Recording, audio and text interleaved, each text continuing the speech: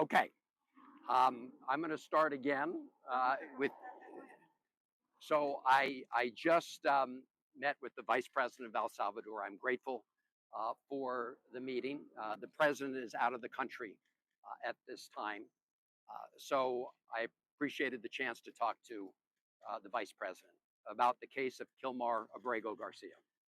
Esta mañana estuve platicando con el vicepresidente de la República, el señor Ulloa. Estuvimos y aprecio muchísimo el hecho de que me haya recibido porque el presidente está fuera del país en este momento y estuvimos de acuerdo en que vamos a hablar sobre el caso de Kilmar Abrego Garcia. And we started the conversation on a point of agreement, which is that our two countries should work together to crack down on transnational gangs like MS-13. Comenzamos en un punto de acuerdo en que ambos países debemos de trabajar duro para poder romper con el crimen transnacional como lo que son. And I told the Vice President that for over 2 decades, I have worked in my state of Maryland to crack down on MS-13. Y yo le comentaba al señor vicepresidente que durante los últimos 20 años he estado trabajando para poder acabar con la pandilla del MS. And look forward to further efforts to make sure that we crack down on violent gangs. Y estamos haciendo todos los esfuerzos posibles para terminar con las pandillas violentas. I think that's important to underscore because the case of Kilmar Abrego Garcia does not have to do with MS-13. Y creo que es muy importante que nosotros establezcamos esto porque el caso de Kilmar Abrego García no tiene que ver con esto. If you listen to President Trump and the Trump administration, you would think that the U.S. courts have found that Mr. Abrego Garcia is part of MS-13, but in fact, they have not found that. In fact, recently a U.S. federal court judge said that the Trump administration did not have evidence to support the claim that he had ever been part of MS-13. Así que si ustedes escuchan al señor Trump o a su administración, pareciera que están diciendo que el señor Abrego García forma parte de la pandilla en MS-13, pero sin embargo, un juez federal de nuestro país ha confirmado que el señor Abrego García no formó parte de MS-13. In fact, Mr. Abrego Garcia is legally in the United States. De hecho, el señor Abrego García está legalmente en los Estados Unidos. In fact, an immigration judge found years ago that it would put his life in danger if he was returned to El Salvador. De hecho, un juez de inmigración encontró hace varios años que su vida estaría en peligro si él retornara de nuevo a El Salvador. And so he was given protective status and a work permit. Entonces se le dio a él un estatus de refugiado y también para poder trabajar en los Estados Unidos.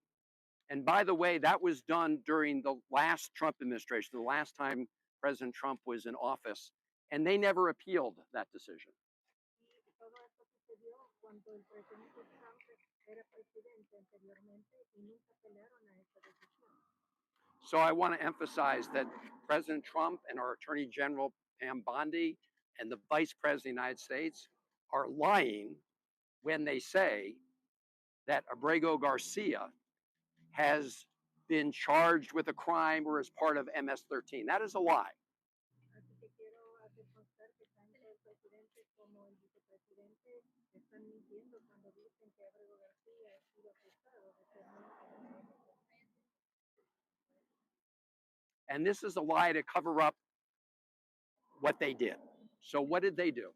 Y esta es una mentira para poder cubrir lo que ellos hicieron. Entonces, ¿qué es lo que ellos hicieron? So they illegally abducted Mr. Abrego Garcia from Maryland and sent him to CECOT, which is a notorious prison here in El Salvador. Ellos lo que hicieron fue extraer al señor Abrego García de Maryland de los Estados Unidos y lo trasladaron a que es una prisión. In fact, it's a prison where they say they send the worst of the worst, right? That's where they send the terrorists.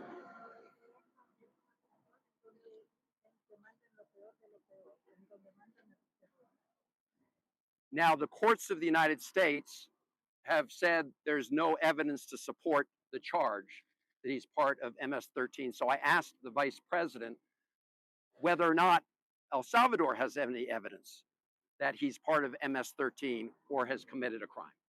Así que en las Cortes de los Estados Unidos no existe ninguna evidencia que diga que el señor Abrego García fue miembro de la MS-13. Así que la pregunta que le hice yo esta mañana al vicepresidente de U.S y El Salvador tiene pruebas de que el señor Abrego García sí es miembro de la MS-13. So I asked the vice president if Abrego Garcia has not committed a crime and the U.S. courts have found that he was illegally taken from the United States, and the government of El Salvador has no evidence that he was part of MS-13. Why is El Salvador continuing to hold him in CECOT? Entonces, si no hay pruebas contra el señor Abrego García de que entró ilegalmente a los Estados Unidos o que él sea miembro de la MS-13, porque en las Cortes de los Estados Unidos no hay evidencia, entonces, ¿por qué es que lo liberan? And his answer was that the Trump administration is paying El Salvador, the government of El Salvador, to keep him at CECOT. Y su respuesta fue que el gobierno de El Salvador le está pagando. El gobierno de El Salvador está recibiendo un pago por mantener al señor Abrego García en El Salvador. And I pointed out that neither the government of El Salvador nor the Trump administration has presented evidence to support the claim that he's committed any kind of criminal acts. Entonces yo le dije que ni el gobierno de los Estados Unidos ni El Salvador ha presentado ninguna prueba de que el señor Abrego García ha cometido algún hecho ilegal. And so why not release Abrego Garcia today? Y entonces, ¿por qué no liberar al señor Abrego García hoy mismo? And he said what President Bukele said the other day Lo mismo que dijo el presidente Bukele el otro día at the White House, en la Casa Blanca, which that El Salvador can't smuggle Mr. Abrego Garcia into the United States. que El Salvador no puede contrabandear al señor Abrego García de nuevo hacia los Estados Unidos. And I said, I'm not asking him to smuggle Mr. Abrego Garcia into the United States. I'm simply asking him to open the door of CECOT and let this innocent man walk out. Y yo le dije que yo no le estoy pidiendo que él entre ilegalmente al señor Abrego García a los Estados Unidos, sino que sencillamente que abra la puerta del CECOT para que él pueda salir. And I pointed out that the Attorney General of the United States, Pam Bondi, has said that the United States would send a plane to El Salvador to pick him up.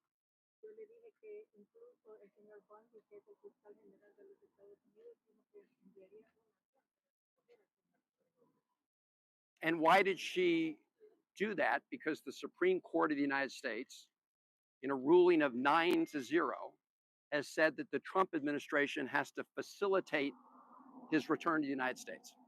Y eso lo dijo porque en la Corte Suprema de los Estados Unidos dijo de nuevo que se le tiene que facilitar el regreso al señor Abrego García a los Estados Unidos. Now, there's no evidence that the Trump administration is complying with that order. Pero no hay evidencia que la administración de Abrego García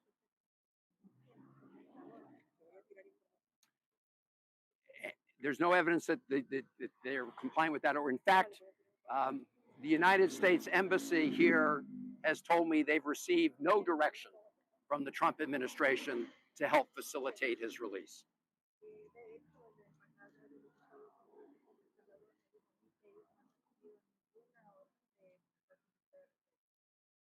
So the Trump administration is clearly in violation of American court orders.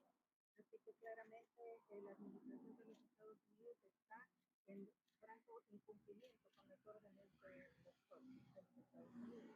But that still leaves the question, why is the government of El Salvador continuing to imprison a man where they have no evidence he's committed any crime and they've not been provided any evidence from the United States that he's committed a crime? Y entonces la pregunta que resta por preguntar es por qué entonces el gobierno de El Salvador no libera al señor Abrego García cuando no hay pruebas que lo incriminen como So they should just let him go. entonces deberían liberarlo, dejarlo ir. And they should let him go, and we will find a way to get him from San Salvador to Maryland, the state of Maryland. Deben de dejarlo ir y nosotros encontraremos una manera de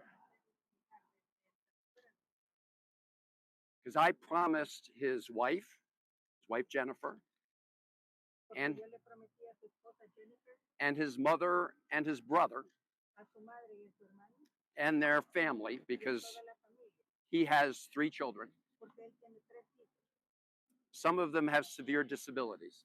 Algunos de ellos con algunos problemas. I promised them that I would do everything I could to get him out of CECOT. Y yo les prometí a ellos que iba a hacer todo lo que estuviera en mis manos para sacarlos del sector. And I won't stop trying, and I can assure the president, the vice president, that I may be the first United States senator to visit El Salvador on this issue, but there will be more, and there will be more members of Congress coming. Y yo les he dicho a El Salvador que tal vez soy el primer senador que ha venido para tratar este asunto, pero puedo asegurarles que no seré el único. Van a venir muchísimos. This is an unsustainable and unjust moment, so it cannot continue this way. Este es un momento que no es sostenible y no puede continuar de esta manera. I also told his wife and family that I would try to meet with Mr. Abrego Garcia while I was here. También les prometí a su esposa y a su madre que iba a tratar de reunirme con el señor Abrego García mientras él estuviera aquí en el país. So I asked the vice president if I could meet with Mr. Abrego Garcia. Así que le pregunté al vicepresidente si yo podía reunirme con el señor Abrego García. And he said, well, you need to make earlier provisions to go visit CECOT.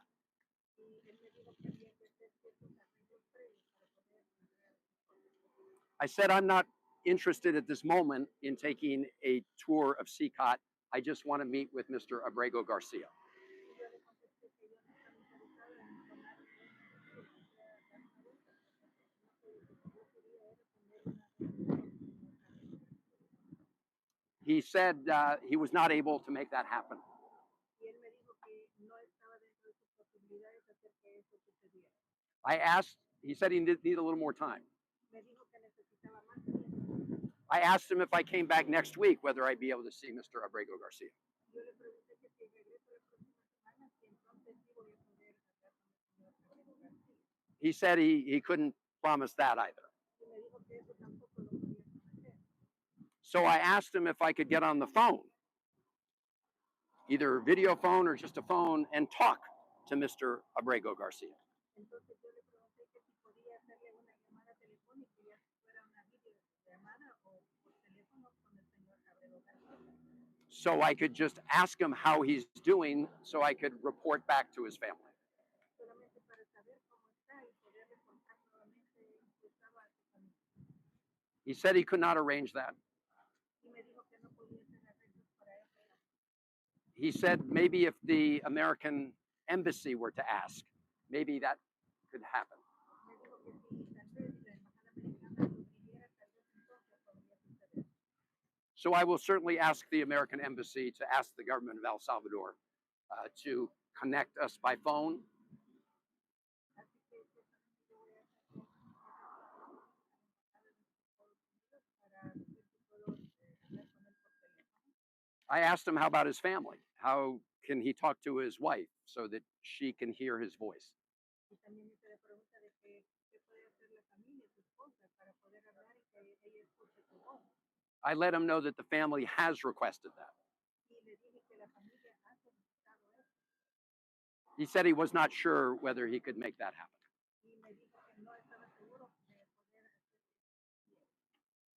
So we have an unjust situation here.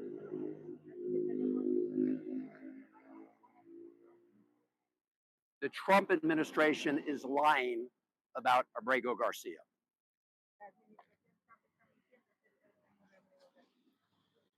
The American courts have looked at the facts. In fact, the Trump administration lawyer, the government lawyer, admitted to the court that Mr. Abrego Garcia had been mistakenly taken in administrative error, that it was a mistake.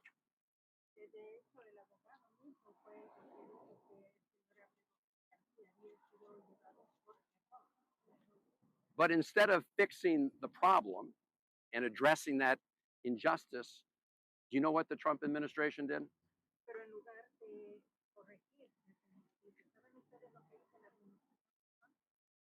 They put that lawyer, who's a 15-year veteran of the Department of Justice, on administrative leave.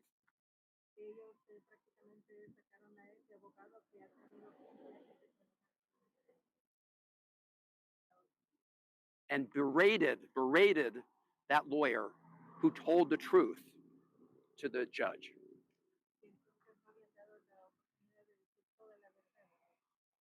So I want to just close by reading you what the judge said. This is a federal district court judge, in the District of Maryland.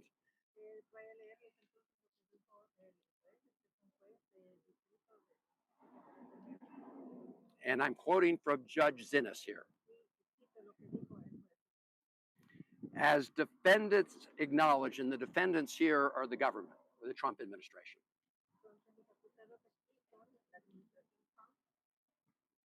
they had no legal authority to arrest him, no justification to detain him, and no grounds to send him to El Salvador, let alone deliver him into one of the most dangerous prisons in the Western Hemisphere.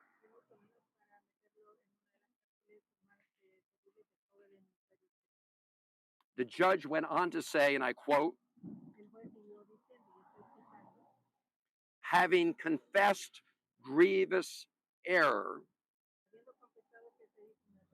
the defendants, and again, that's the government, that's the Trump administration, having confessed grievous error, they now argue that this court lacks the power to hear the case.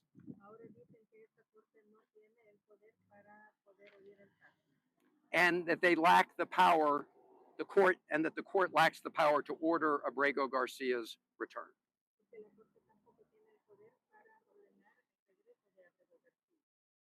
So a U.S. District Court judge has ordered the Trump administration to bring him home.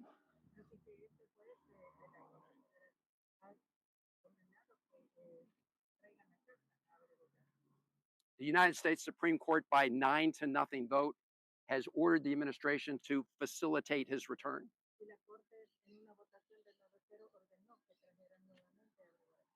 So the Trump administration needs to obey the law.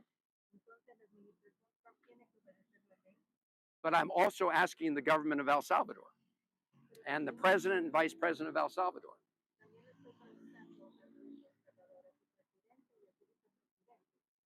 not to keep a man who was illegally abducted from the United States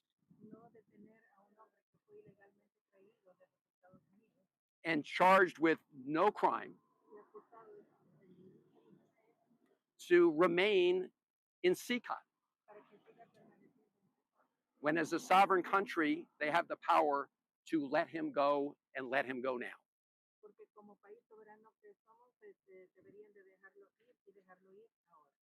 And I hope they will.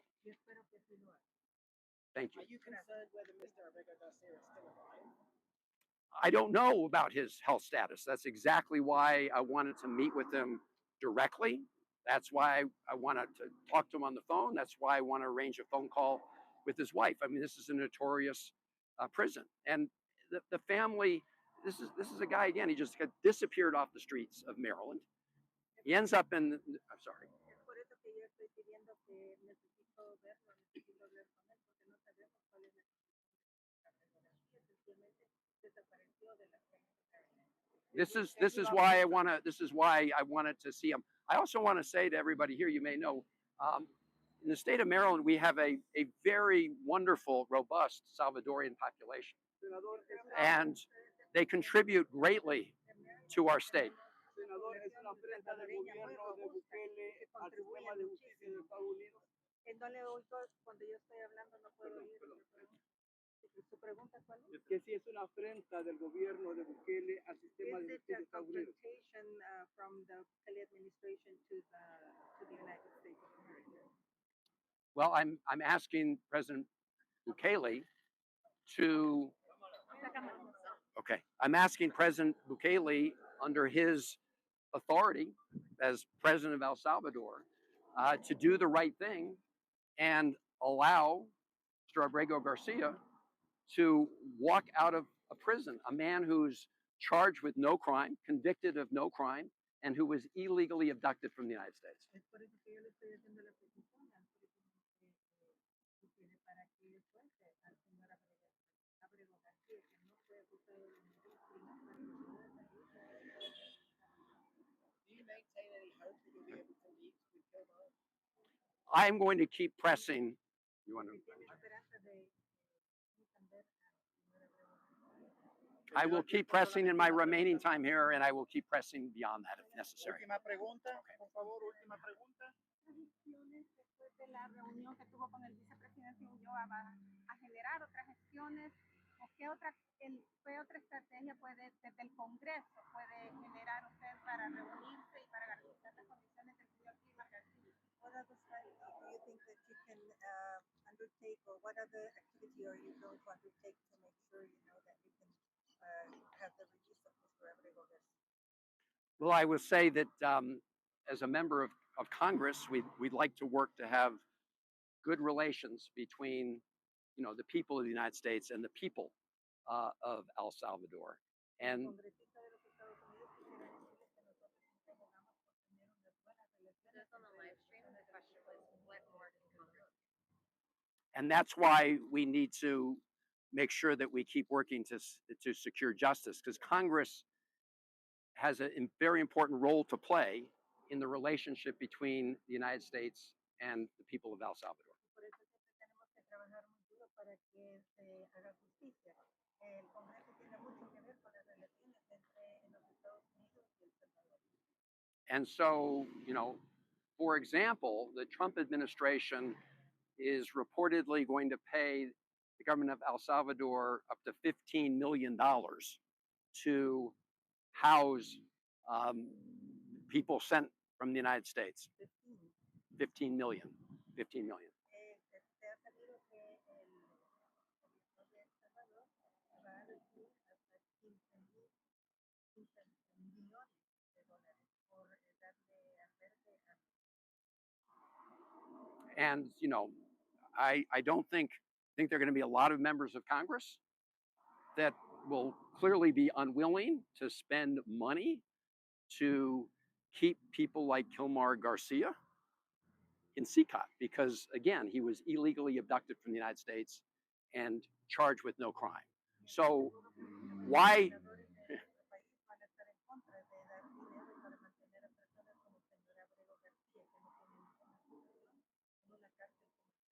So why should the taxpayers of the United States pay the government of El Salvador to lock up a man who was illegally abducted from the United States and committed no crime?